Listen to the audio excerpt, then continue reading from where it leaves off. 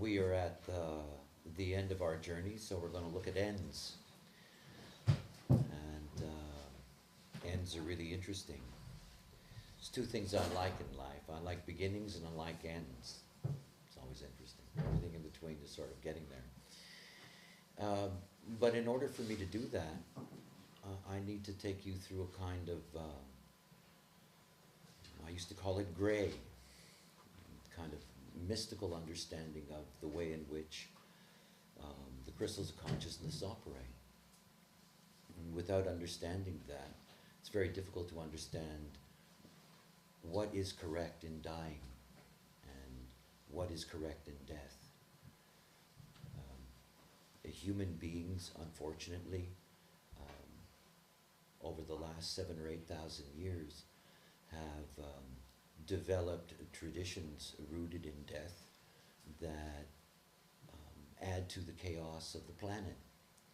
And one of the most fascinating pieces of information that I was given in my process was understanding not simply how life begins and all the various attributes of the way in which the life process works, what we've looked at during this week, but also that there is a correct way not simply to live, but there is a correct way to leave this plane. It's not something that everybody likes to think about or talk about. Death is one of those things that is uncomfortable to those who are alive.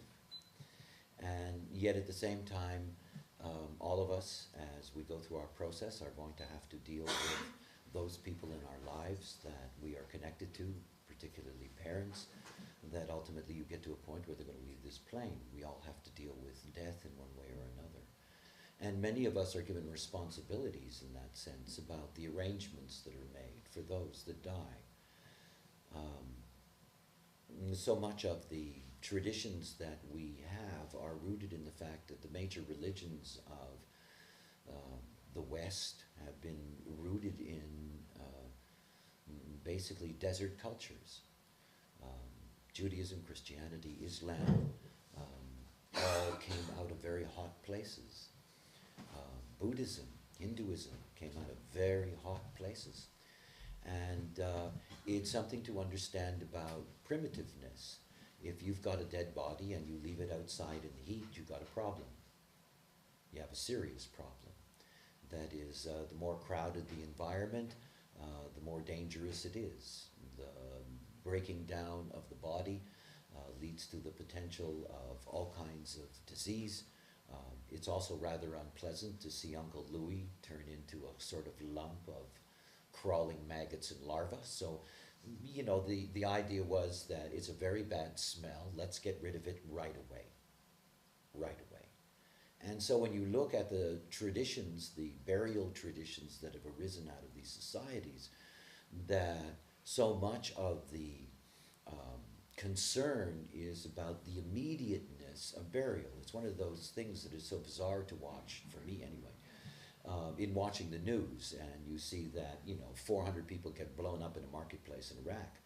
And what you don't get to see is that within 24 hours, every single one of them has a funeral. I mean, within 24 hours, every single one of them has a funeral. If you, go down to Benares and the Ganges, and, you watch the bodies coming through, those fires never stop burning. The moment you go is the moment that you're dragged to the flames.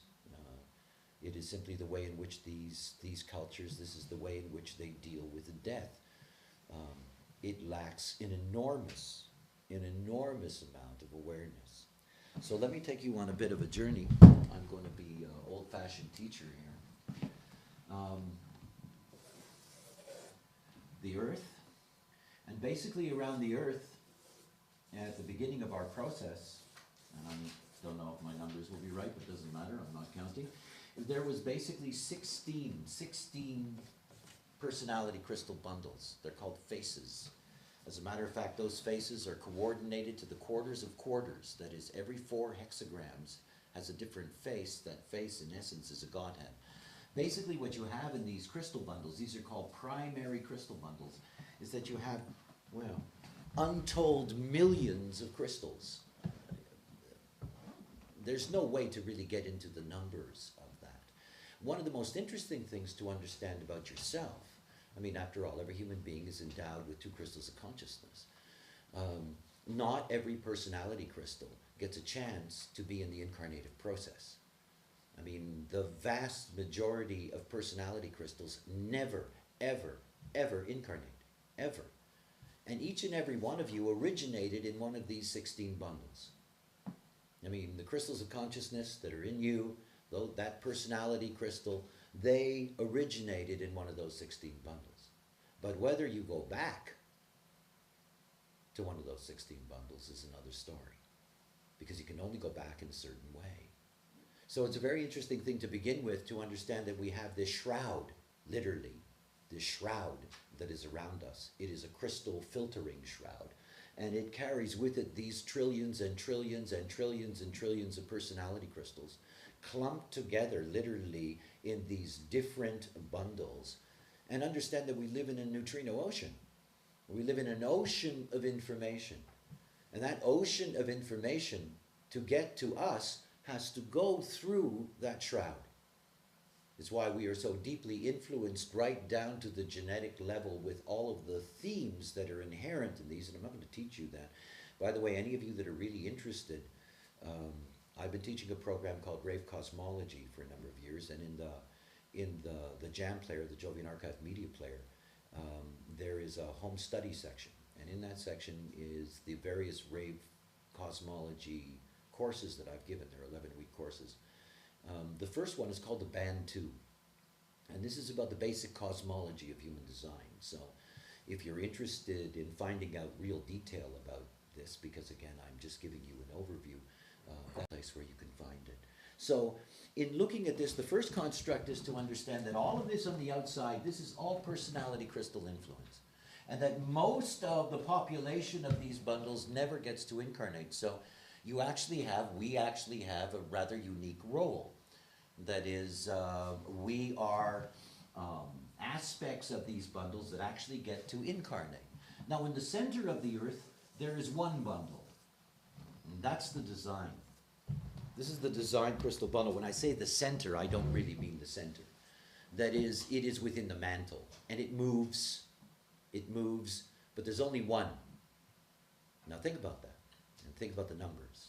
If you look out behind you in that field, every single one of those plants is endowed, as an example, with a design crystal.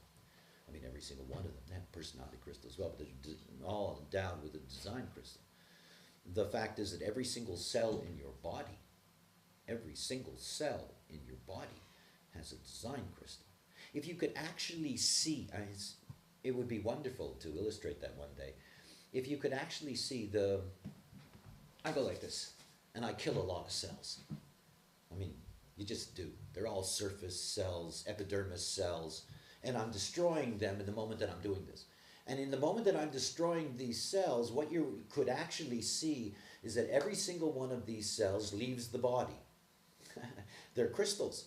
And the design crystal leaves this and goes down literally into that bundle, and at the same time there's another one coming up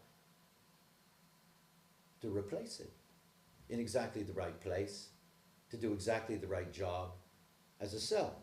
So we have this enormous amount of movement. That is, there is a prana to the life process. All the living things on the planet, all those things that live a millisecond, 10 seconds, whatever the case may be, we have this prana of crystals moving in and out. It is amazing what you do not see. I mean, when I say that, it is amazing how we are limited in what we see. I mean, think about neutrinos. 3 trillion neutrinos a second go through this space. We can't even think about the numbers. I mean, you wouldn't want to count that, you know. 3 trillion of them in that space.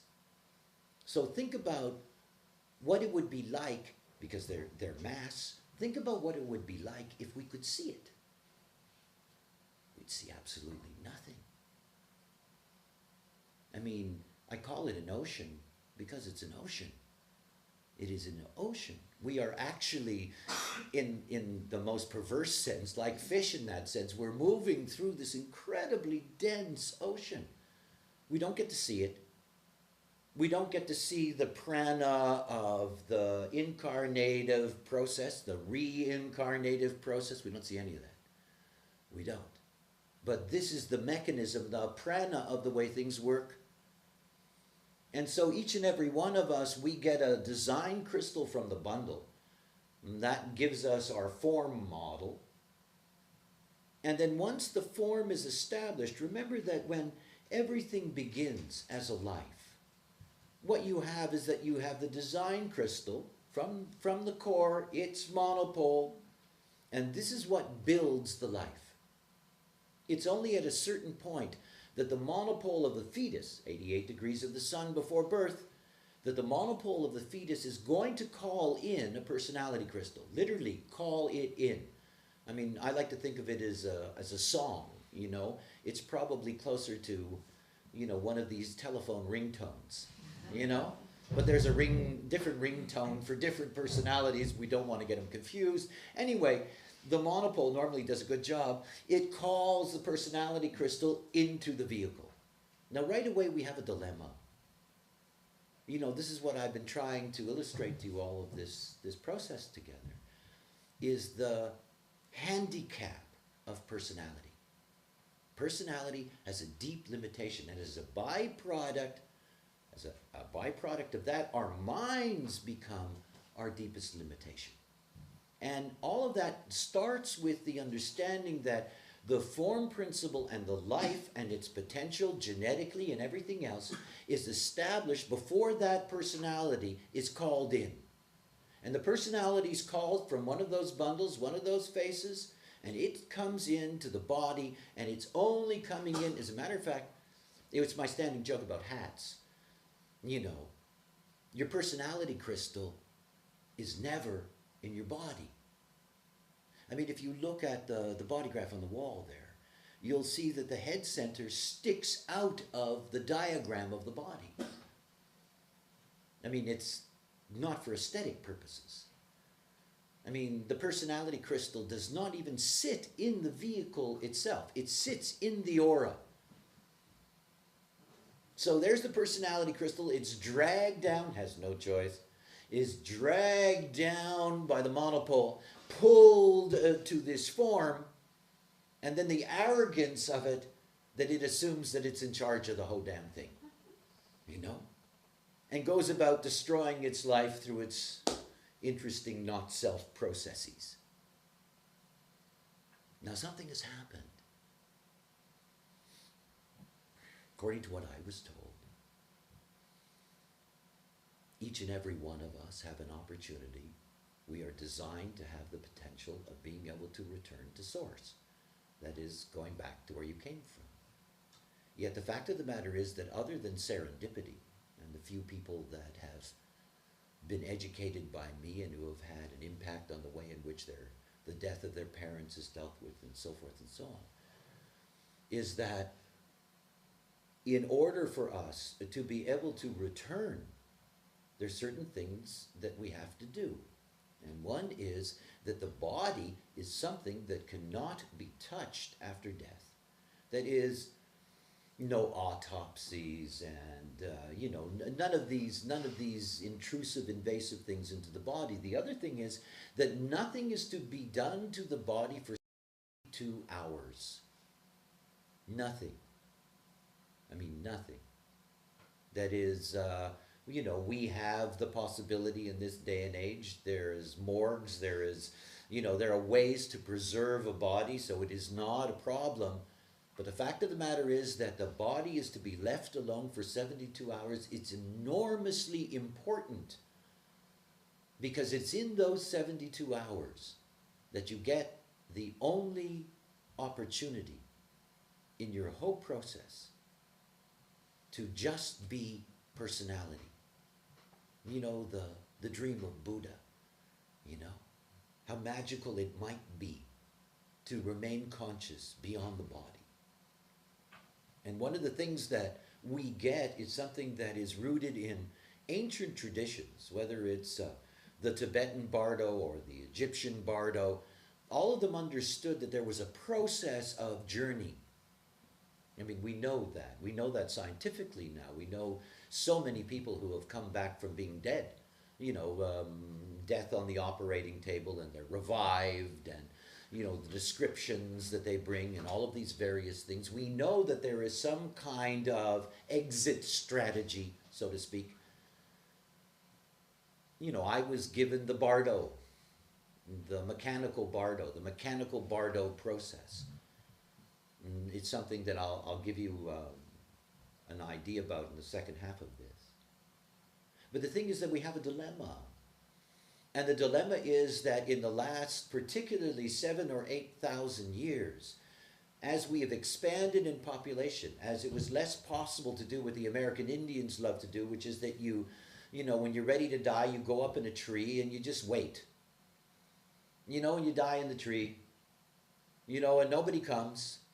The birds come. The sun bakes you. Eventually it all falls apart, dust to dust. We haven't done that for 7,000 years. For 7,000 years, we've been organized into very specific burial rituals.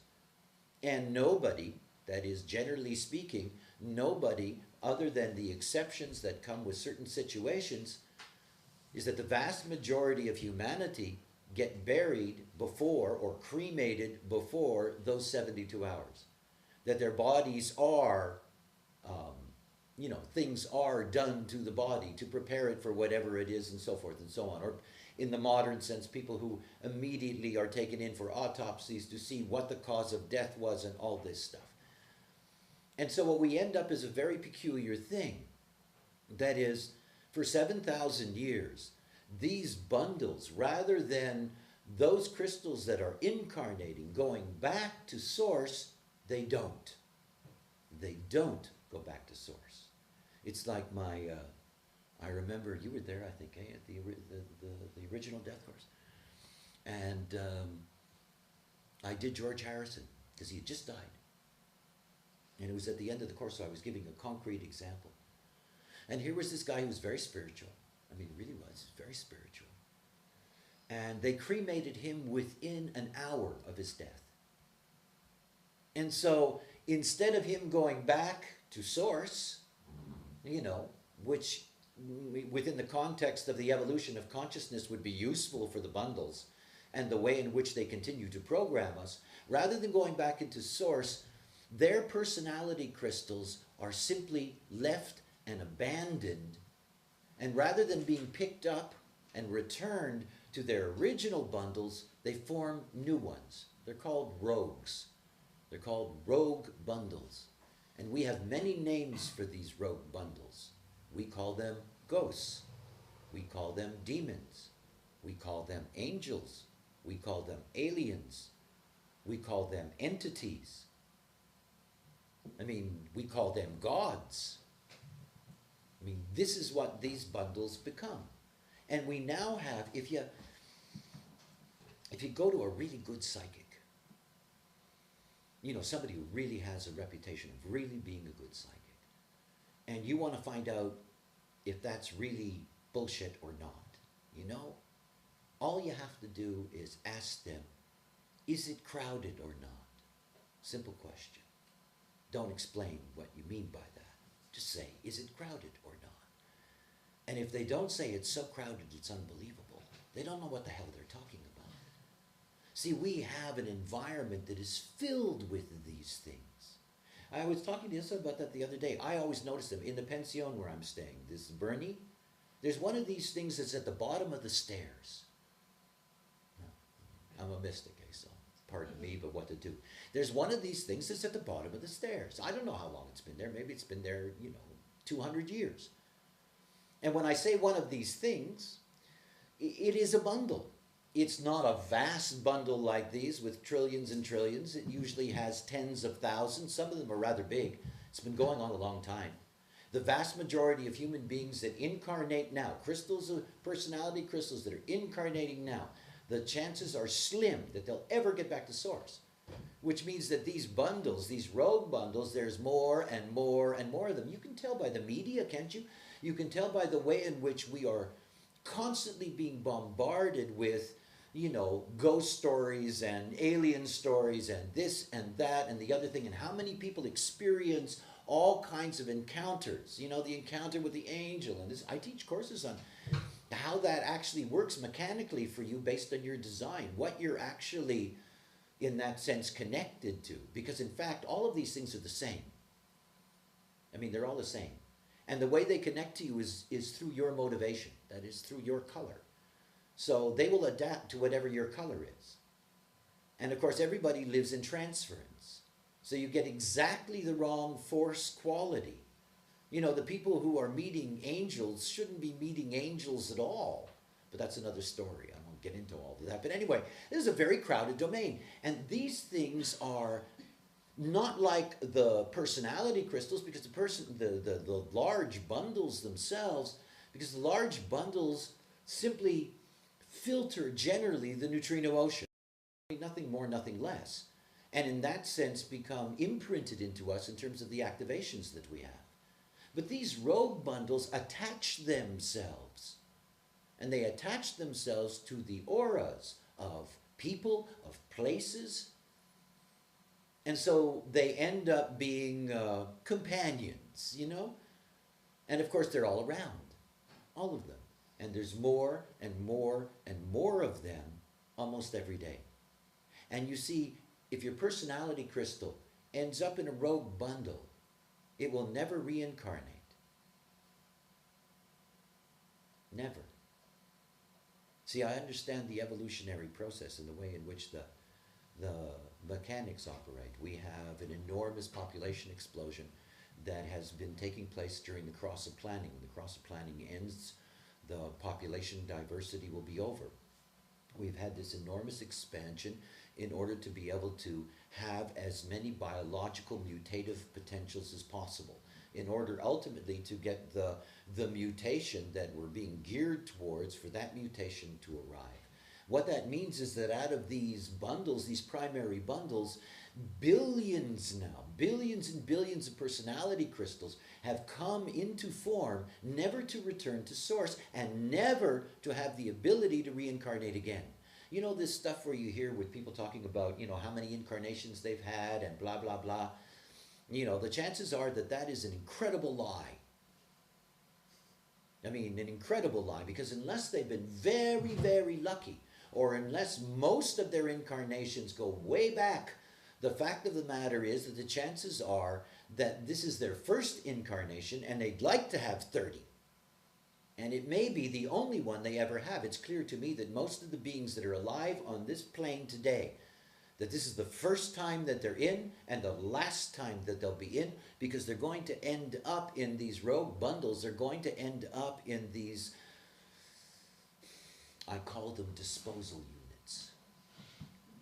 I mean, that's my name for them, because that's what it appears to be to me, that they are disposal units. You know, you need the personality crystals in order to be able to have the functionality of the form. After all, we are binaries. And they're necessary because we need to have a biological mutation that is going to move us forward in the evolutionary program. And you have the sacrifice of all these crystals of consciousness coming in simply once to provide the possibility of the biological potential. And then they're disposed of, because they never get back to source. They just don't.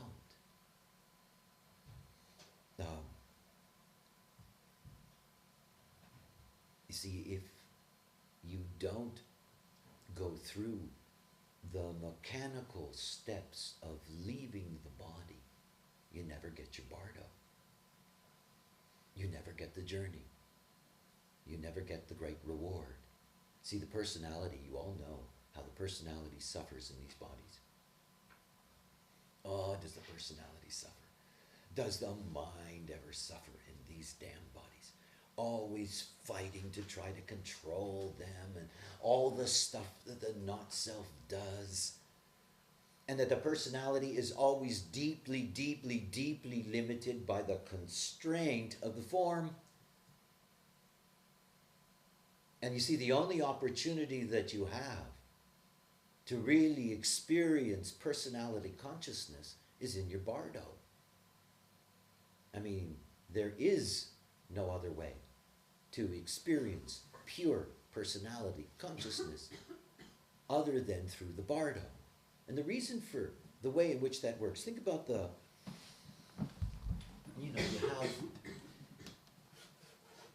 you get the design crystal, and then you have the monopole. And at the moment of biological death, the design crystal comes down into the G center, and in the moment that it comes down into the G center, it bonds with the magnetic monopole. They actually turn around. There's a movement, and then they go this way, and they go out. That's death.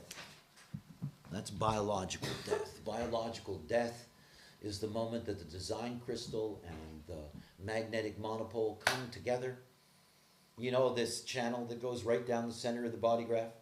And you know where you have the 60th gate that's at the top in the middle, and there's nothing underneath, at least no gate. There is gate. It's a death gate. It's a doorway. They go right out, right through the bottom, and that's the end of it. And the monopole and the design, if I could put it that way, are really happy. They have each other again. You know? They lock together. They never have to do that job again. Something interesting to think about your form. You know, it's a one-off model. One-off. It's not like that design, you know, is going to come back and be a vehicle for some different personality. It isn't. It does its job, it goes down, it's over, and there's the personality crystal sitting there, left, you know. I mean, you have to think about what personality is. It is the only way that the evolutionary process can measure the viability of our form. Everything about life is about cognition. This is what we're here for. I mean, we're expressing that in one of the highest ways we can in this process. I mean, it is all about cognition. Evolution is about getting to a point in which the potential of awareness in form is there. You can see it, consciousness in form, that an actual vehicle can produce the byproduct that we call this illusion. Nobody understands how that works. Nobody. No scientist, nobody. Nobody really understands what mind is. Don't even understand, in a sense, how it even exists. I mean, brain, yes. And you see, this is the magic of form. I mean, the easiest way to understand that is to take two sticks and you put them in your nose and you push upwards. It's called a frontal lobotomy. Instantaneously, you're going to be in peace. You know? I mean, your mind isn't going to think about anything. Nothing. You know? It's because of the box. I mean, mind is limited by the frame. You know, it's like your computer. You know, the computer is the vehicle. And then you've got your little software program. The only problem is that your computer can only handle so much. You stick that software program in there and it won't work. You know, this is what we're like. It's the box that makes everything happen. It's your brain that sets the foundation for the potential of mind. So everything about the evolutionary program is, can we build a box that's conscious? You know, this is the program. So the personality is a necessary evil. You know? Because it's the personality that filters the possibility of what the brain provides. And out of that, the personality gives us this, our Maya. But in fact, when it comes to the life process, the personality means nothing. And you see that in death. The design and the monopole go, see ya, you know? We're leaving now, bye-bye, you know, fuck you. You know, we don't have to be bothered with you anymore. You only got in the way anyway. You were really annoying. You were always trying to drive, you know. And now you're on your own, baby. It's an amazing thing. You see, the brain is quite something. There is electrical activity in the brain up to 7 days after death. I mean, it's quite something to think about. And you see, Bardo is the advantage that the personality crystal can take of what's left of the brain energy. It's very limited. It's very limited. But again, you have to understand something about the nature of death. We have a lot of myths. We have myths about heaven. We have myths that there is an afterlife, that when you leave this body that, you're still conscious and, can watch the world go by, and you can die and go meet Aunt Louise and everything is really nice and she's been waiting for, 60 years for you, blah, blah, blah. There's all this stuff. You hold a piece of software in your hand. It's your personality crystal, and it's out of the box. It's nothing. I mean, it's nothing. I mean, a personality crystal is software in that sense. If it doesn't have the box, there is nothing. When your personality crystal gets beyond its Bardo and the Bardo ends, there's nothing. I mean, nothing. See, this is something that is hard for human beings to accept. The after-death experience, which is Bardo, has been interpreted over many, many millennia as something else, something permanent. The paradise, the blah, blah, blah, the way in which you're finally free of the torments of life, rewarded or punished at the other end. See, one of the things that I have never really understood is that it is very difficult for the not-self to accept that the only thing that matters is what we live as we live it.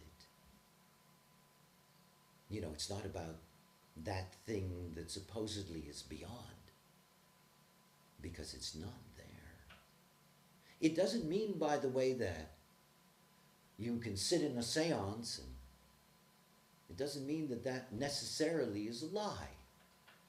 I mean, somebody's personality crystal that is out of manifestation is out there in a bundle, and the neutrino stream is going through that crystal, and there happens to be a circumstance that is reminiscent of that person, and you can get a feel of them, but they don't know that.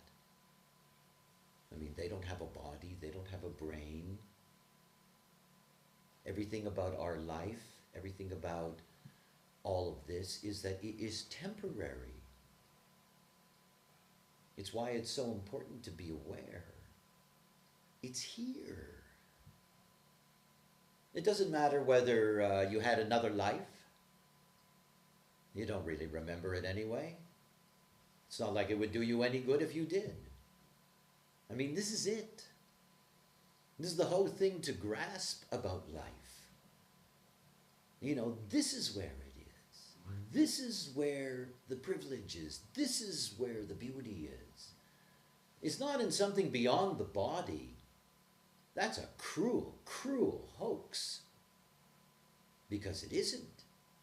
And even if you're fortunate enough in your process to leave this plane correctly, and you have an opportunity to come back, it's not like you remember. It's not what it's about. We're not here truly to remember any of that. It's not what the program designed us for. It designed us to implement evolution. I mean, from the program's point of view, we do not matter. other than for its goals. It's all very, very impersonal. It's us. It's this life. So, there's this biological death, and the design and the monopole say, good, done, over, terrific, we did our job, we're finished, boom. And there's the personality crystal. And if that personality crystal is allowed, it's 72 hours. It will get something that is deeply, deeply satisfying. It will get its Bardo journey. And it will be able to go through the 3 stages, because Bardo is a 3-staged process. It will be able to go through its Bardo process, and it will be able to leave this field in stillness and be able to return. It is only those that get to return that get to return. If you don't leave this plane correctly, there is no possibility of that. And of course, the continuity of consciousness suffers in that sense. I mean, it seems clear to me. I was given a lot of knowledge, and some of it I wondered why, in the sense that, I was given a lot of things that seemed impractical, in the sense that, why do I need to know that? I know a lot of stuff. But it's clear that the understanding of death and Bardo is an essential ingredient now. I mean, it actually represents the first new approach in that sense, or a new understanding about what it is to be here and what it is to leave. I have many, many friends of mine now, not just friends, colleagues, students. There's a lot of dying going on right now. I have many students who are in their 50s. They have parents who are dying like flies. And it is a fascinating thing to be a part of their process of being with their parents and taking their parents through this journey. And what's so fascinating about it is that to be there in that process is also the ability, within the context of design, and I'll sort of show you how that works, that you can actually go along with them. I mean, you know what they're going through. You know the stages that they're moving through. Many of the people who have shared that experience with the death of their parents, the stories they tell are absolutely fantastic. I mean, it is the way we're supposed to leave this plane. And it's necessary that this is basic knowledge that needs to be available. I don't think that there's anyone in human design who doesn't need this knowledge. I mean, it is essential information. It is as important to know how to die as it is to know how to live. As a matter of fact, in the cosmic sense of that, leaving this plane correctly is enormously important to the way in which the whole process works. Otherwise, that knowledge would not be there. I mean, when I look at it, it's clear to me that it is a very, very important ingredient. I mean, I trained a whole group of people in this in detail. Again, that's something that's available as a course online. And I think it's one of the most important jobs that anybody can do who knows human design. I mean, not everybody is here to be an analyst. Not everybody's here to be a teacher. There are people who are dying all the time. I mean, death is something that never stops. And there's so much that can be done to make a difference. What's interesting about that is that in many discussions with these people and talking to them about the processes, one would think that there would be resistance, official resistance, the doctors, the police, the hospitals, the blah, blah. There isn't. It's a very interesting thing. There really isn't. It's just a matter that you have to be committed to that kind of process. And of course, in some ways, this is very, very difficult to do. I mean, if you're a Muslim, and Islam is the most fervent religion in the world right now, the idea that you're not buried right away means that you're going to hell. I mean, it means that you're going to be eternally punished. It's odd, isn't it? I mean, it's quite a thing to imagine. It's not an easy thing to say to these beings, look, excuse me, but, you know, this is not the way to leave this plane. I mean, there are a great deal of social dilemmas and all kinds of conventions that one has to deal with in design. I think it's one of the things you get to see. It's like, you know, sleeping in your own room and eating according to your own PHS and dying the way in which it's correct. You know, they all fit together. It's all about a process of perfecting the life process. I mean, see, uniqueness for me is the same thing as perfection. I can't see any difference because, of course, if you're unique, there's nothing to measure. And if there's nothing to measure, then you're a perfect example of whatever it is you are. You know, this is what we're here for. The expression of our uniqueness, and the expression of our uniqueness is about the way in which we come into the world as much as it is about the way in which we go out the world or the way in which we live our lives. It's all the same thing. And the fact of the matter is that if you are correct in the way in which you live this life, you're of value out of form. I mean, when you go back to source, you become part of the generalized imprinting program. Think about that. I mean, think about the wheel. Divide the wheel up into 16 parts. That is, you know, it's 64 hexagrams, so every 4 hexagrams, and there's an actual order. And what you get to see is that these personality bundles, that the neutrino ocean going through them influences any imprinting in that zone. We all carry personality crystal bundle influence in our cells. It's programmed into us. You go back to the bundle, you're part of the programming. You don't go back to the bundle, you're just locked into the endless torment. You know, this nowhere that leads nowhere. I mean, it's not like those bundles, you know, the rogue bundles. I love this. I have this all the time in Ibiza. It's very funny. They're not particularly interested in me for whatever reasons. But anyway, whenever I teach at the Ibiza event, there's always at least 2 of them, and it doesn't matter whether I'm in a different place, teaching in a different environment, and I feel them. I don't know how to describe that either because it's yeah, I don't know I don't have language to describe those kind of things. I have 3 open motors, and I am deeply, deeply sensitive to frequency. And I've had a lot of experiences with the other side of the curtain.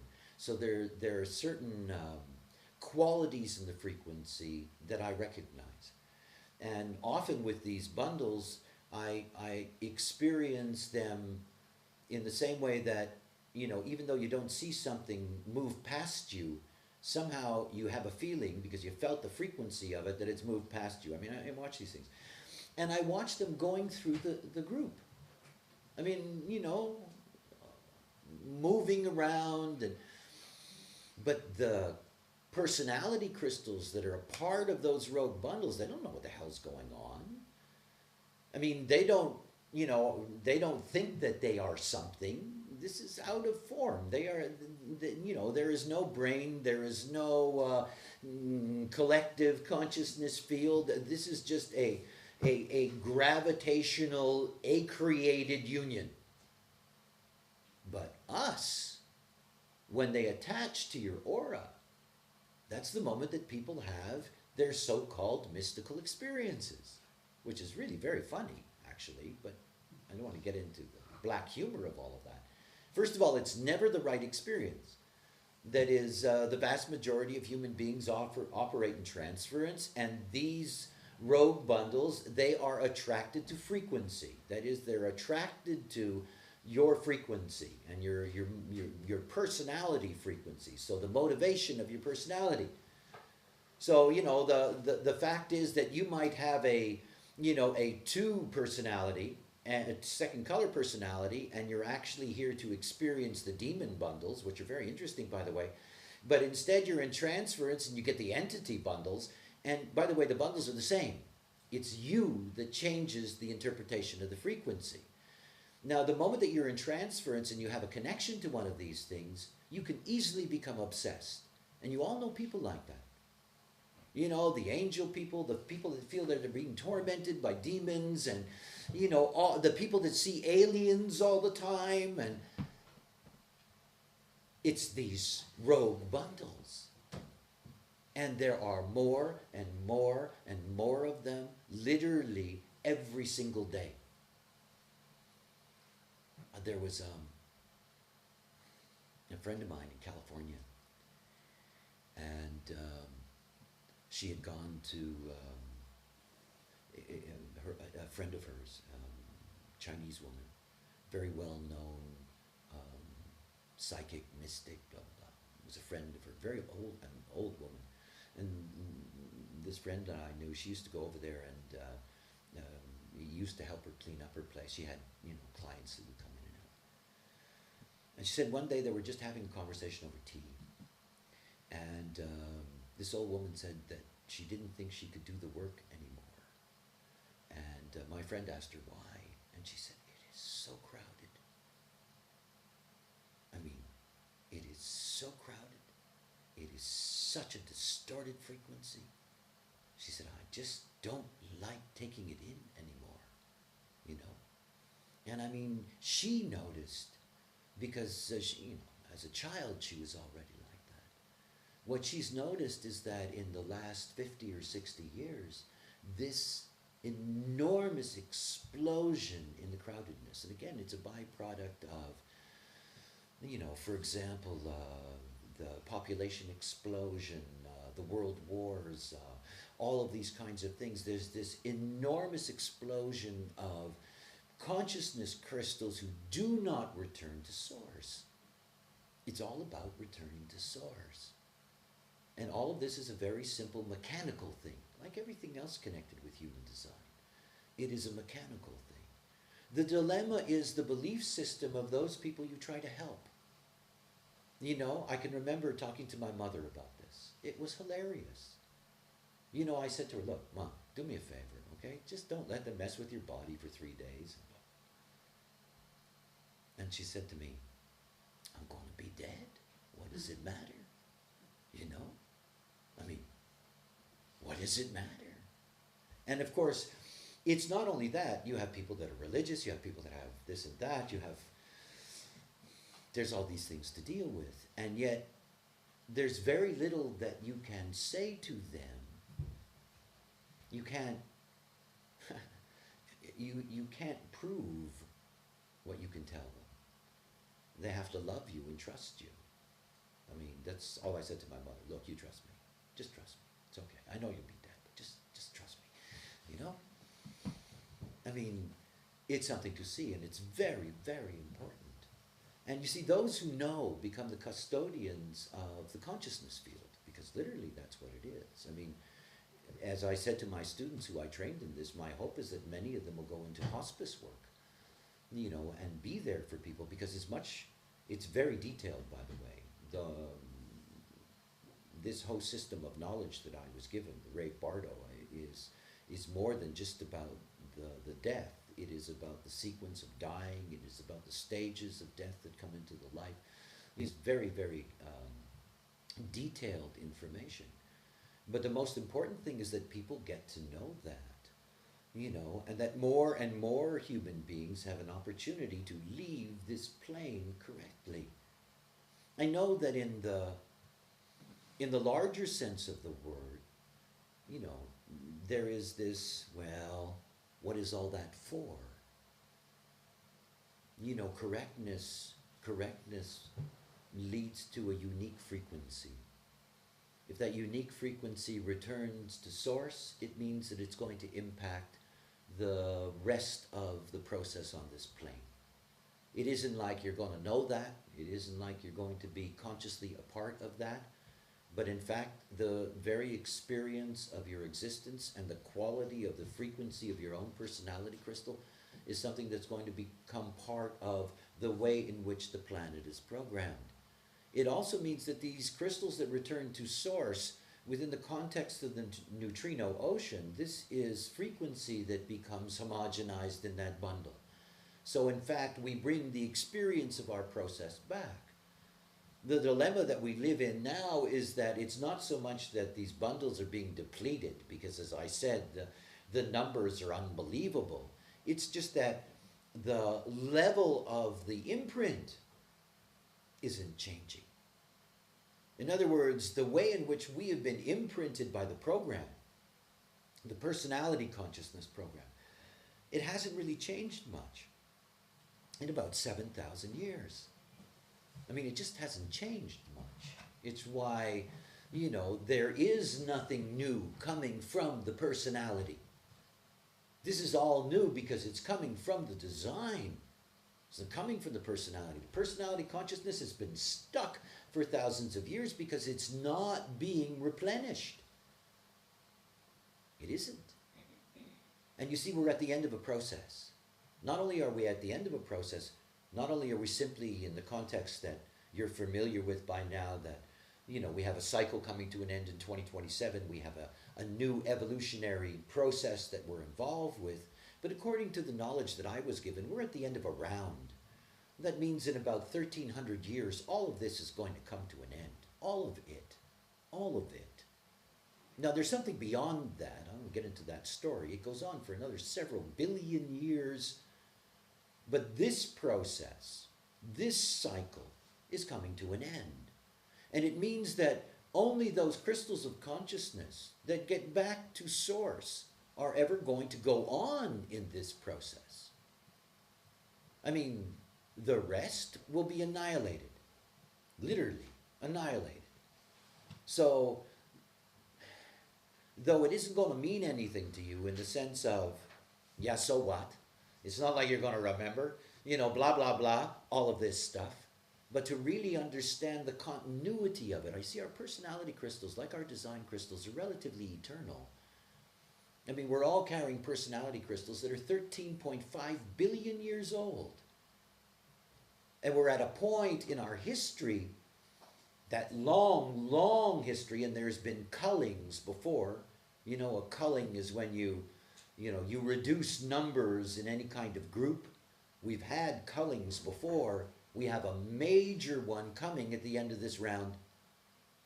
And it means that only certain crystals of consciousness go on in this process. It means that crystals of consciousness that have been around for 13 billion years are suddenly going to be at the end of their journey. So all of this, at least from the way in which I can interpret it, this information is essential in order to get, the level of consciousness enriched in all of this. And that can only happen by those that return. I mean, those that return to source. And you can only return to source if you die correctly. There is no other way. And you cannot do that alone, obviously. You are going to need allies in your own process. I mean, it's written in my will. My wife knows, my children know. I mean, you try to touch my body after I'm dead, they'll kill you. They know. I mean, there's no way that I'm going to wander around for eternity in one of these rogue bundles, caught up in somebody's stinky aura. I don't want to do that. It's not for me. And so you need to have, in that sense, those that are going to help you in that process, because after all, you can't help yourself in that. And where we learn this experience is with, those people in our life that we become responsible for. Those that are leaving this plane, that they know. There is a great reward, though. I mean, I'll show you after. I mean, this is the reward of the personality in what those 72 hours can be. And by the way, that measurement of time, 72 hours, that's a reference point from the outside here in the Maya. On the inside, that 72 hours is very different. There is no time. I mean, there is no time. So it's a very different thing. We don't know how to experience that, but it's a very different thing. The Bardo experience is deep, and it's rich, and it's long, and it's extraordinary, and everybody gets a unique one. I mean, you get the Bardo that's there for you, you get the journey that's there for you, and your personality gets this beautiful kiss-off, you know? That's what's so nice for the personality.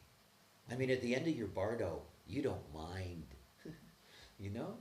It's like, okay, I get it, you know, because this is where it all is. This is the only moment, the only time in your existence in which you're not going to be controlled by your form. It's the only time that the personality is going to have the illusion of its wholeness in and of itself, and it will get its personality experience. So in that sense, dying becomes something to look forward to. I mean, I'm looking forward to it. It's too bad that I won't know exactly what Bardo is before I die, you know, because that would be fun, you know. I mean, but I'm looking forward to it. It's bound to be really interesting, you know, and I want to see what that is. I want to have that journey because that is the completion of my process. And the moment that I am in that Bardo, it will be clear to me, however that is experienced, that it's all been okay. It's all been correct, you know, and I can leave this plane in grace and with honor. It's the way to go. So it's one of these things, it may be the dark end of the street. Not everybody wants to talk about death, but we all have to deal with it. We all do. And you see, anybody who is educated in this knowledge, you're privileged in this. You're being given a roadmap to living uniqueness in your life. You get to live your perfection. You get to live the way this whole process is intended to be experienced. And that means that you need to complete that process. And then in the sense of worthiness, however we want to look at these things and words, is that you really earn that return. And that return means a lot. I mean, it means a lot to consciousness. And yeah, anyway, let's have a break.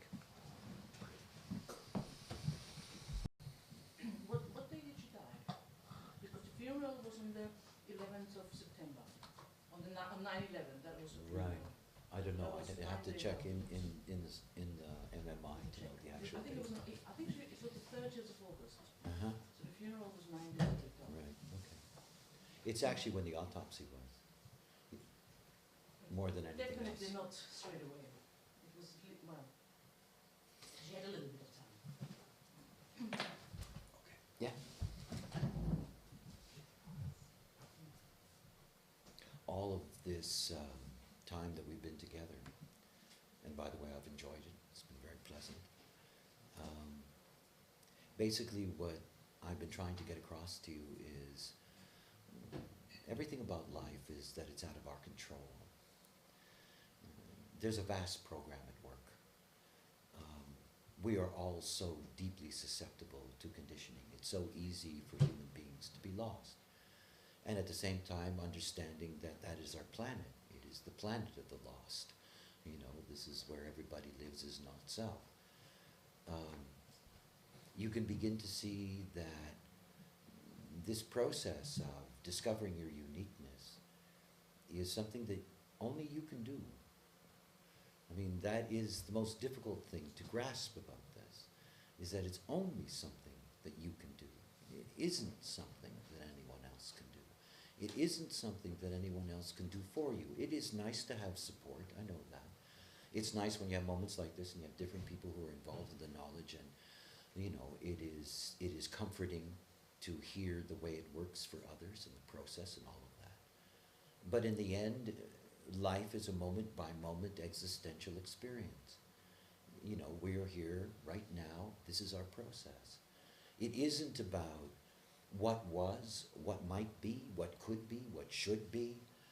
It isn't about any of those things. It's never truly been about any of those things, but the more intelligent we've become, the denser the Maya, because we make it up, the more complex it seems that life is, the more complex it seems that the processes of life are. We understand the biological constraints of this life, the limitation of our bodies, our gender, the limitation in our relationships, the burden of our responsibilities as a bioform to reproduce, to maintain shelter, food, all of these things. To be here on this plane, as we well know, is a very difficult thing. And yet, you have to see something. You have to begin to enjoy your privilege. And I really mean that. Because if you don't enjoy the privilege, you are lost. So you have a very, very unique and special trajectory in this life. Otherwise, you wouldn't have anything to do whatsoever with this knowledge. And this is not passing knowledge. This is not something you take in because it's interesting, because it's not what it's about. It is a basic formula that provides anyone, with an opportunity of being able to navigate in this Maya correctly. And the beauty of this is that it's not what I say. It isn't. It isn't about trusting me. It isn't. It's never been about that. It's you that you've got to trust, not me. Don't count on me. I'm a manifester. You know, you count on me, and you see what it says on my shirt? You know, I just turn around and walk away. You know, you got to count on yourself. When I first started my work, I made my living mostly by doing readings. And I was not the kind of man that had ever really been social. And I was certainly not the kind of man that was ever interested in anybody else's problems. It wasn't my thing. And so I was very naive. That is, I was very inexperienced in social interaction with people. I had very little concept of how they saw their lives, themselves, all of these things. I had never paid any attention whatsoever. And I started to sit with all these people and take them through their design, and I realized it was very upsetting to me. I realized how much these people disliked not just themselves, but life. I mean, life. And it was a shock to me. I mean, it was just a shock. All I met was this self-distrust, this self-hatred, this, you know, this disappointment, the bitterness, the frustration, the anger, you know, that you have to have, you know, a life that's this or that. It was amazing to me. It was so hard on my spirit. You know, I thought, my God, what's the point of trying to help these people? You know? I mean, they don't even see that just being here is such an incredible thing. I mean, just being here. It's like watching a birth, you know? Unbelievable. I mean, it's unbelievable. You know, there is this incredible thing. This force, this intelligence, this power, all of this, there it is. It's an incredible thing to be here. To hear the sound of the first breath. You know, to be here is the movie. To be here in you, not somebody else. Not some fantasy, not some delusion. It's about seeing that every single aspect of your design is perfect. You know, the people who say, oh, I've got so many detriments. Oh, you idiot. They're beautiful. I love my detriments.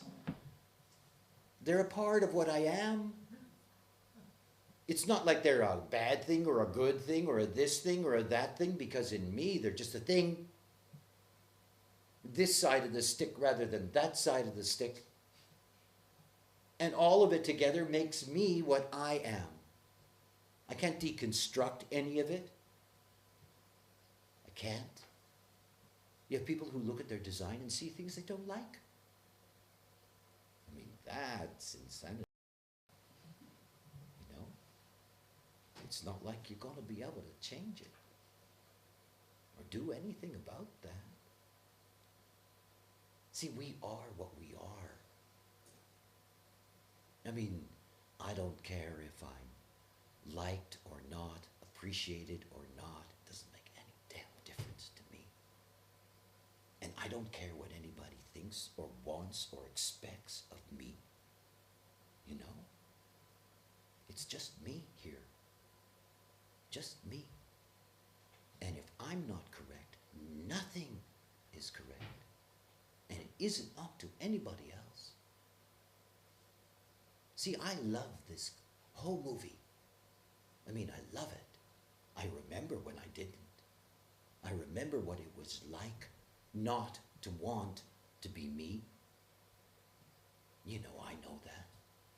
Sick and tired of the not self and the dilemmas of the not self and the horror of what it is to be not self. And you get hurt and you hurt people and it goes on and on and on. Terrible. And then you discover how it works. And it's so amazing. Because you finally get to appreciate what this is about. You see, we have a tendency. We are conditioned to be sheep. We're conditioned to be followers. We're conditioned to accept the authority of all kinds of forces in our life. And in that we get lost. We do not trust ourselves, love ourselves, rely on ourselves. We don't stand in front of the mirror and smile, you know? We don't. We stand in front of the mirror and wonder, you know? About this or that or the next thing. We don't see how special we are, how unique we are, what that means to be unique. See, this is about your spirit. I can't do that for you. I mean, that's what the experiment is about. The experiment gives you an opportunity to find your spirit. I've met so many holy people, you know, and their spirit doesn't exist. It's not there. And I don't just mean ordinary people. I mean people who are gurus and masters and all that crap. And it's not there. It isn't. You see, because that spirit isn't something that comes because of somebody else. It's not dependent on somebody else or circumstance or situations. It isn't. It has to be there in you. And only you can get there. You see the dilemma of this woman's life. What a mess. And you know, she's a human being. We empathize with it. After all, what a tragedy not to live out your potential in this life. What a tragedy not to know the beauty of what it is to be you. And you see, the thing that most human beings don't understand is that when you can be that for yourself, everything about your life changes. Everything. And it doesn't mean that the people change or the circumstances change. You change in relationship to all of that. Your perspective changes. It's because of your spirit. It's this spirit of love, self-love, not vanity, not I'm terrific, blah, blah, blah. You know, it's not about that. It's about seeing that you're exactly what you're supposed to be and you live it. And you live it. And you're never there wanting to be this or that. Because you will never have it. And you will be punished every time you grasp in that way. Because you're denying the very magic that is yourself. You know, people like to think about magic. Magic is here for everyone. Truly here for everyone. You do not get to experience that when you're not self. You're dead inside when you're not self. You're zombies. It's what the world is filled with. Programmed zombies, puppets in the wave. All thinking the way in which their neighbors think. And lost in all of that. And in the tragedies that come into their life. And you can't change the world. You can't stand on a pulpit and tell them all, this is the way. Never meant to be. It's why you have to understand your privilege. And you see, once you understand that, you cannot afford to turn away from it. You can't. You want to end up in the shadows, in some rogue bundle, spending whatever time is left being nothing. You know, what a waste of a long journey. Right? What a waste of a life. She never got to live out who she was. She never got to see that, you know, what was going to be there for her in this life was going to be something so special because it's for her. I mean, this is the thing when you live your own life. You get who is there for you. You get to see what you're here to see and competent to see. And the challenges that are there for you in this life are a pleasure, not a curse. It's just what we move through on this plane. You have a manual. You have a manual. These vehicles, this is the life. If you treat them with respect, they will give you what you need in this life. They will give you a chance to heal your spirit. You have to heal it. You know, no God, no guru, no saint, you know, no friend, no lover, no child. It's your spirit. This is the whole story. It isn't about anything else. It's about you. You know, it's the thing to grasp. This is the most personal knowledge you'll ever receive. And nobody can know what it means for you. Nobody can see. I can read charts. I cannot tell you what this true self would be like. Because she would be like what she is. And she will have her own unique authority. And she will see the world in a unique way. I don't know what her way is. I can just read the generic. A lot of people born around the same time as me in the same year, on the same month, on the same day. They're not me.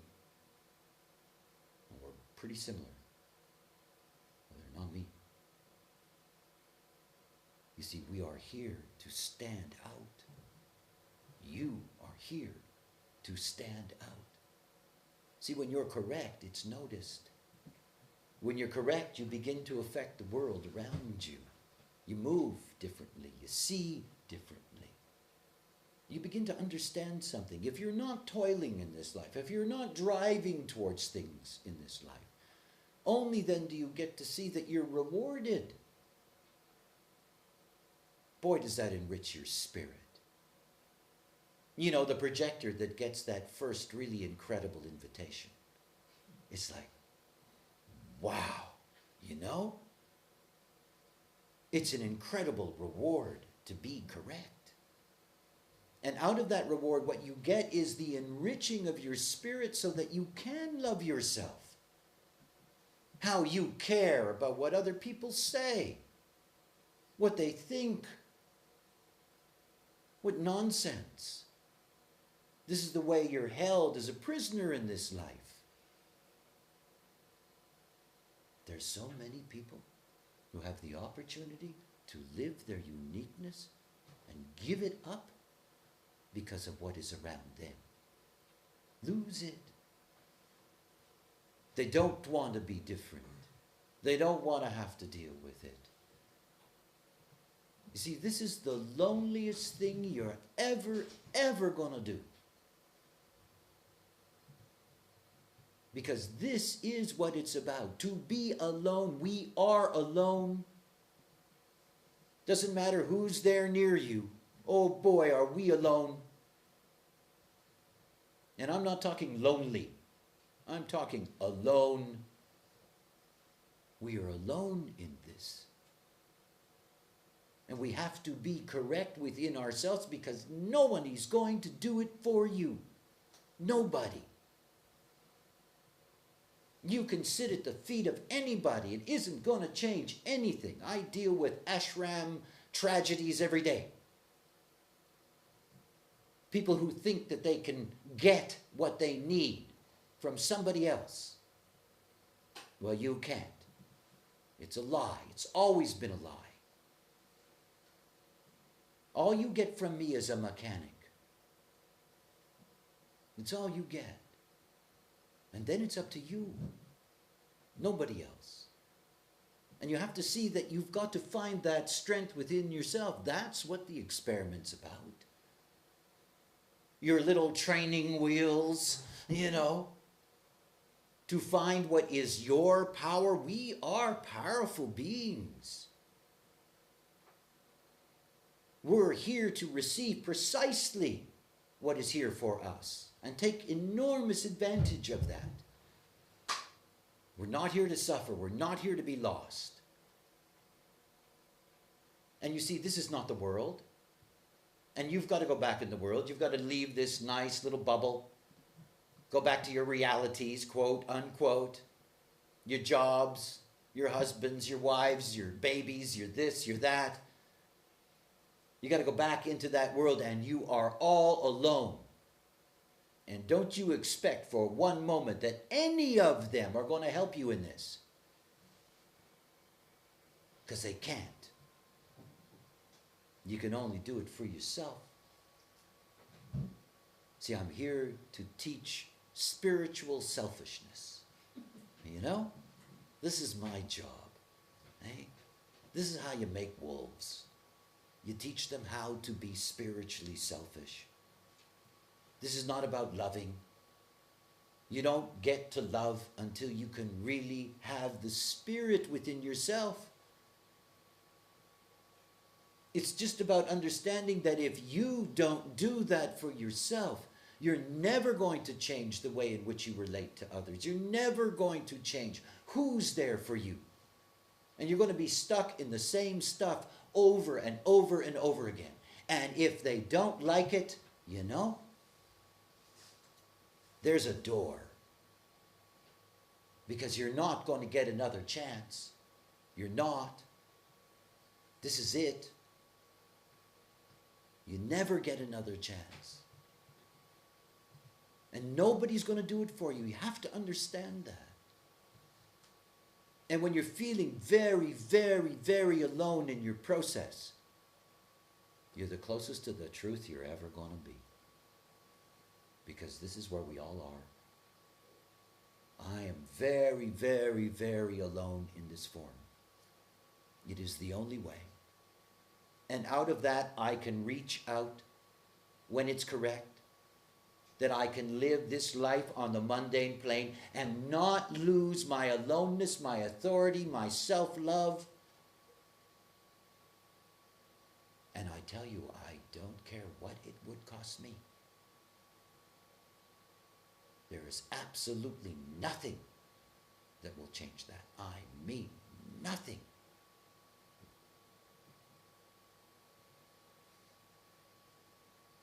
The personality crystal field, the philosophies of the patriarchy. This is all about believing. The design is all about what is. It's not about believing. It's not about hoping. It is not about somehow, somewhere, some force is going to make it all possible for you. This is the task. See, I never thought I had to teach all of this. When I was given the knowledge in my own naivete, first of all, I thought it would be very easy for people to transform because they had the truth. It wasn't going to happen. I didn't realize how deep the malaise was in the consciousness, how sad human beings were. I had no idea. All I know is that if you cannot do it for yourself, it can never happen. And this is what it's all about. This is the journey. And it is the only opportunity. And you get the rewards in this life, but it's for children. I only have to teach this to adults because they're so conditioned and screwed up. This is why it's so important that whatever you do with this knowledge, give it to anyone who's young, anyone who has a child. Save those children from the grief that you know. Because you see, I have to teach you in a way that I would never have to teach children. Because if you're raised according to your nature, you will never suffer from lack of self-love. You won't. It won't be your story in this life. It won't. You won't want to be somebody else. It doesn't work that way. But adults? The layers and layers and layers and layers and layers of all the things that never worked for you. You know? The dreams, the fantasies, the delusions, all that stuff. The pain, the discomfort. The conditioning that you had ever since you came into the world with the first food put in your mouth. The ignorance of your parents and not understanding how to treat you as a human being. The conditioning of your schools, your friends, your lovers, your children. And then all of a sudden, someplace in the middle of your life, you find out this. I love my students because I know that any new knowledge has a generation that sacrifices. Have to. But you're the generation that sacrifices.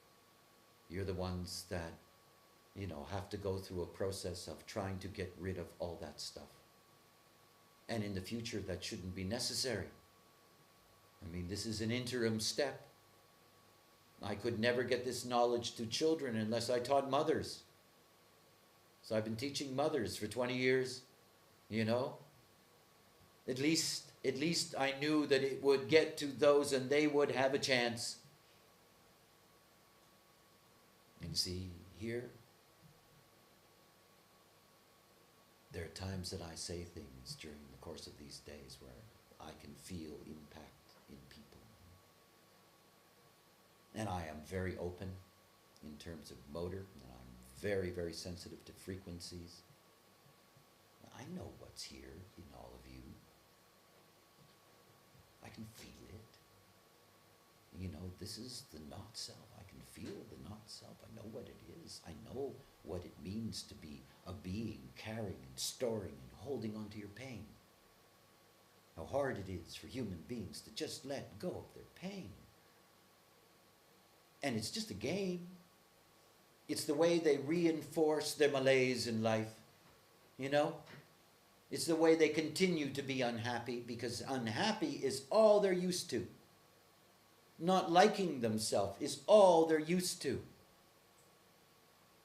Old habits and patterns. And they hold on to them. It's about letting go.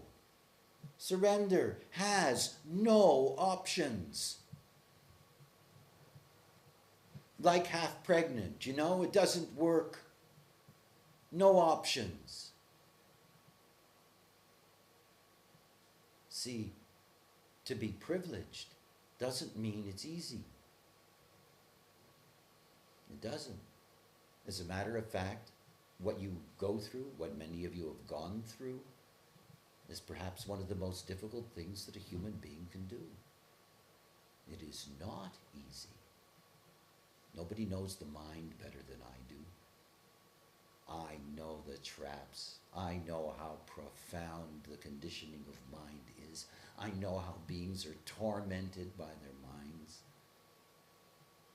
And at the same time, you can just let go. You can. It doesn't mean those thoughts go away. Mind is mind. It will always be mind. It will always do what it does. But it doesn't mean you have to care about what it does, or that you have to take it personally, or worst of all, make a decision because of it. It's just mind. And it is the only thing that stands in the way of you and your spirit. When you enter into this experiment, your body begins to heal. It's instantaneous, that work. But it takes a long time to heal the mind. The deeper and deeper and deeper you go into surrendering to what is correct for you, the less and less power your mind has to disturb you. And it is your mind that keeps you away from your spirit. It's your mind that doesn't trust that everything is here for you. It doesn't trust that.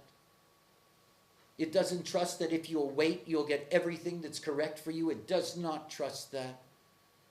Because mind does not want to wait for the gods to deliver. Mind wants to control because it's afraid. Always afraid. Always afraid of the next breath, the next day, the next person, the next thing. The deep, deep, deep insecurity of being a follower who doesn't know the way, who has no power to live by their own truth.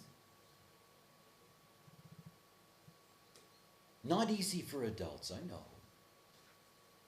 But then again, this is your geometry. And so it is something for you to do. You're never going to do anything that's worthwhile. I can't convince you. I can't make it happen for you. I'd like to. I'd like to wave my hand.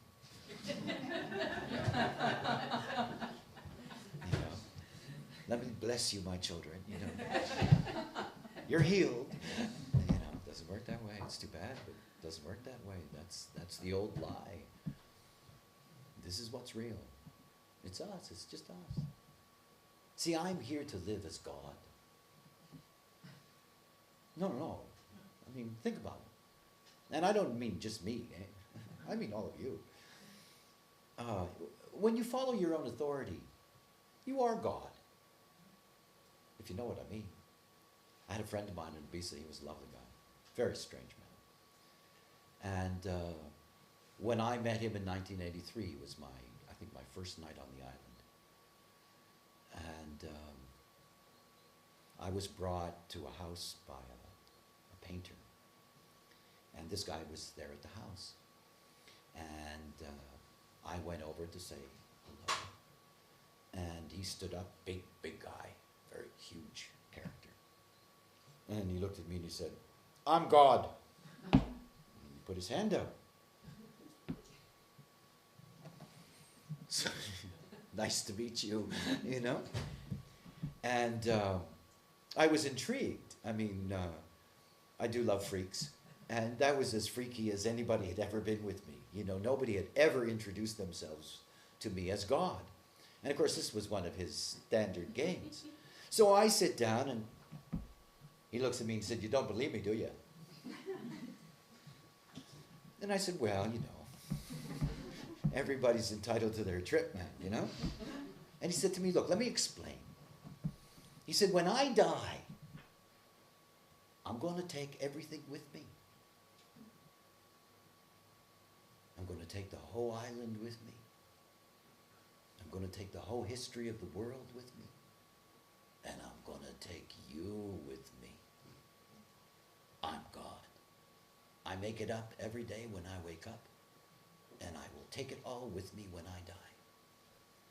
And I thought, now that's cool, because it's true. It's what we do.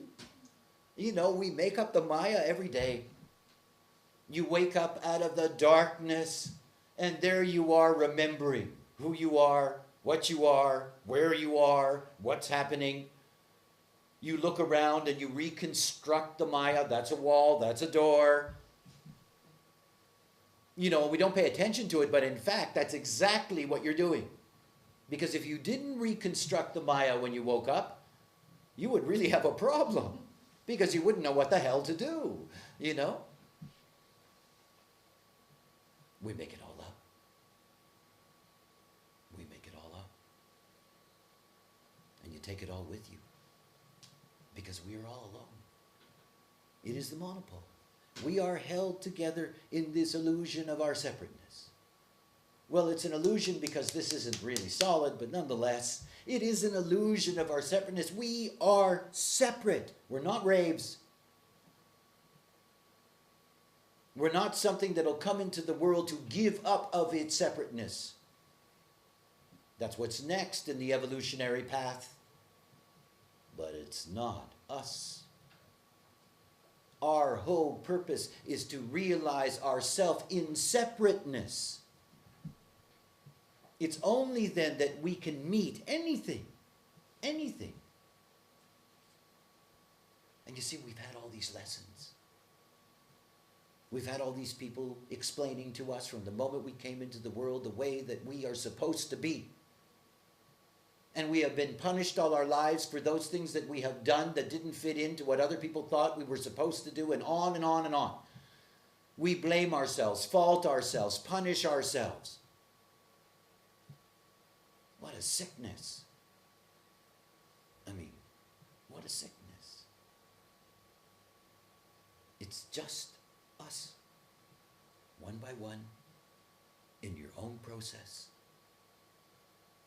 And you see, the beauty of this knowledge is that the mechanic is truly simple. It is. The experiment is strategy and authority. That's all. It's not about this gate and that gate and this channel and that channel and this definition and that definition and blah, blah, blah. All that stuff. You want to be a professional? Good. That's terrific. You better learn the science. But to live this life correctly, it is just the deep determination to stay with your authority. And you have to have the courage to keep to that authority no matter what. Because you're not being incorrect. It doesn't matter what the other thinks. Because the moment that you fall into that trap, the moment that you put your strategy and authority aside for the moment, because, you know, I have this situation, you stop being you. And your mind is busily at work, controlling your life, telling you what to do.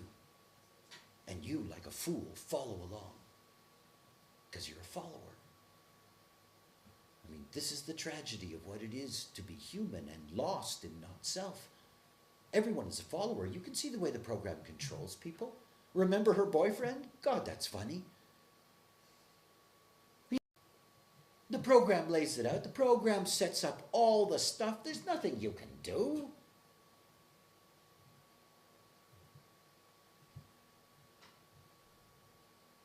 It's each and every one of us. It's just you. It's the most important thing to grasp. It's just you, and it's a simple thing. Forget about all the complexity. Forget about trying to get into some psychological dervish of rationalization and explanation. Just live it. That's where your wisdom comes from. It doesn't come from thinking about it. It comes from living it, because when you live it, you finally begin to see. It's like all those people after, 7, 10 years in design. One of the most common things you hear them say is, now I really get this. Sure, you get it. You're living it. Then you see what it really is, how it works. And it begins to expand your consciousness and the way in which you look at things. It says something else. You have to do this alone, but you have to live in the world. And you have to live in the world with others. If you do not demand your respect of what you are, you cannot live in the world as yourself. You have to demand respect for what you are. Otherwise you can't. And you have to see that the externalized, extended network aura that you have is going to change. It has to. Not everyone out there is going to accept that you're God. Some of them are going to be very upset. And if you have a big ego like me, they really think that, hey, what are you talking about? They don't want you to be God. They want you to be sheep. They want you to do what they always got you to do. They want you to behave the way in which they can control you. And they don't think that way. Not self lives that way.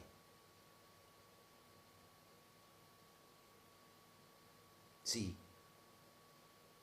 the mind has all these illusions about, I cannot risk my relationships, I cannot risk this, this will cost me, that will cost me, blah, blah, blah, all that stuff. You know, this life is just a movie. You either take your shot or you don't. You either star in the movie or your furniture, one or the other. You know. I'm not going to let anybody take away my starring role in my movie. I'm God. You know. I'm the authority. You don't like my authority? I don't care. So what? I don't need you to survive. You know, I need me. This thing is a perfect survival machine. It will get through whatever it has to get through. And I don't have to worry about it and be concerned about it and think about it. Because I live by my own authority. I live by a spleen that I can't even understand. The hardest thing for a mind is to live with a spleen, you know? The spleen goes, no. And the mind goes, why? And the spleen says nothing. Ever. And the mind goes, shit, let me make something up. You know? I mean, I don't even know how this navigation takes place. I have no idea, and I don't care. I'm like a drunk in their car at night. You know? As long as the car gets me there, everything's okay. I don't care how I got there.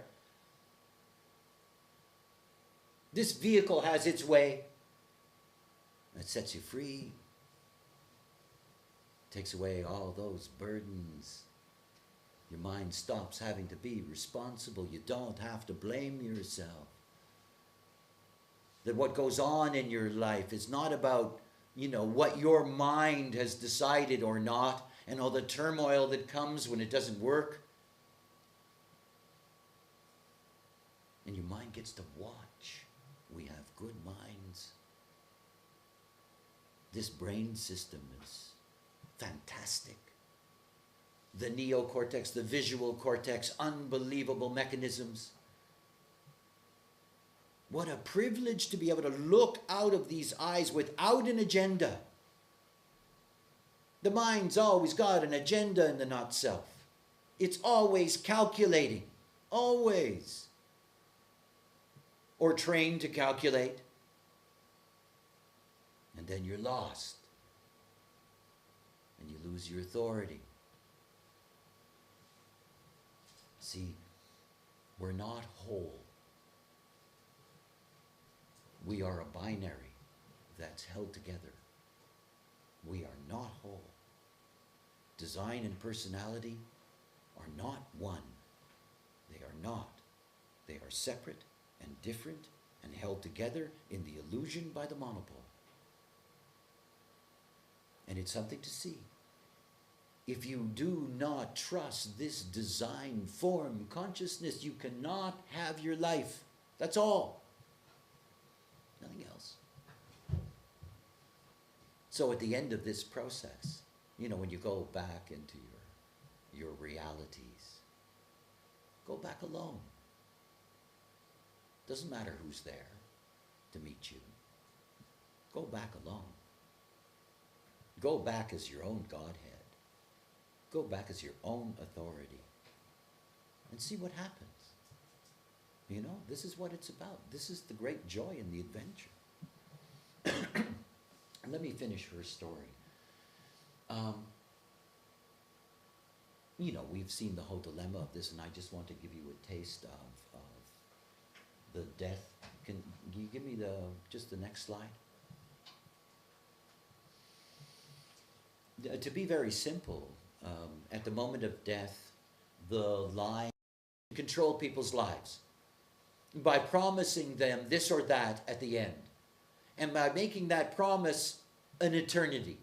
You know, the eternity of hell or the eternity of heaven. I mean, oof, that's quite a manipulation. I mean, that's an incredible way in which the program of the homogenized moral society can control everyone. You know, if you're bad, you're going to hell. You're going to burn in the fires of hell. You're fucked, you know? So you better be good, and you better do as I say. And, you know, this is the way humanity has been controlled forever. But like everything, that when you get down to the reality, when you actually see the truth, that is, when you see the mechanics, what you get to see is, in fact, this is a deeply limited experience. It's limited. Now, it's limited in the sense that we can see it from the outside as a 72-hour program. But as I said, on the inside, it isn't, because there's no time. That is, there's no framework for time. One has no idea. I have no idea. I'll find out, but I won't be able to tell you, unfortunately. But I'll find out, you know, how much inner time is inside this outer time. Because my assumption is it can be vast. I mean, it can be vast. We have no idea. You know, none. Because we are so used to dealing with time within the construct, the form. So this process here is what's led to all our myths. And yet we have to see that in order for us to leave this plane correctly, we have a unique exit. We don't have the same exit strategy. And by the way, it gets quite sophisticated how deep you can go in the nuance of what those bardos are. These are just generic themes, after all. They're line themes in that sense. The bardo line themes. It's unique. We have a unique way out. It's just for us. It is the perfect way for us to leave. And in that, we get the reward of that, whatever it is. You know, whatever it is. Whatever it is.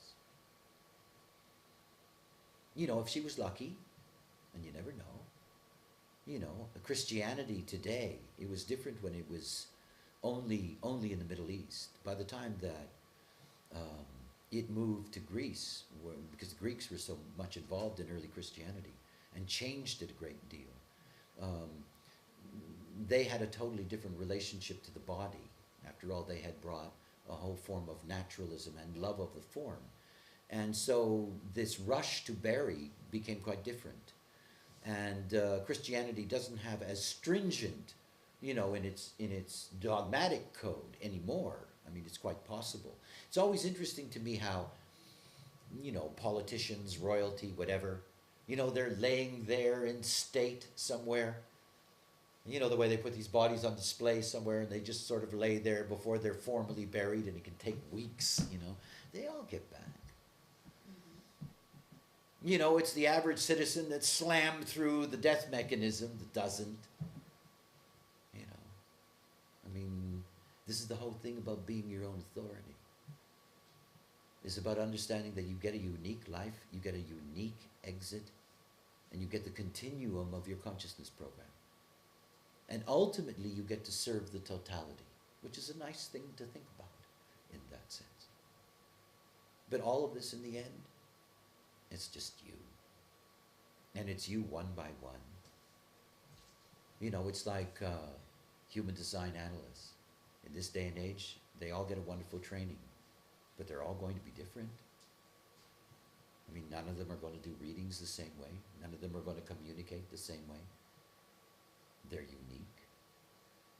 We are unique. You know, we are here to live out our uniqueness. Don't ever trap yourself into thinking that you're a cross, a profile. These are generic terms. They're large, large terms. You're a deep nuance of that. And you're here to experience what it is to be that nuance. To live that uniqueness. From the beginning to the end.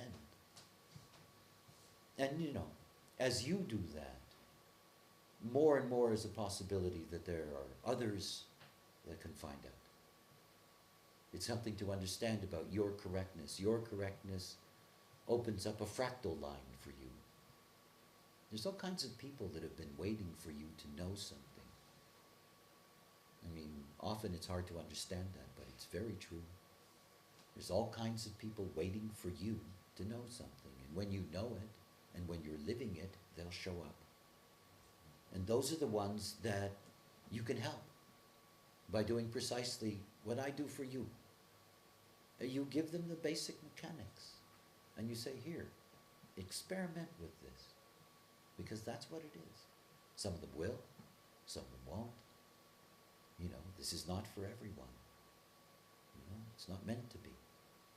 So take to heart that privilege. You know, it's your privilege. It's your great good fortune. And no matter what you've ever thought about yourself, think about it in this context of billions of people on this planet who live in deep, deep ignorance. You do not have to. That's something that's very, very special.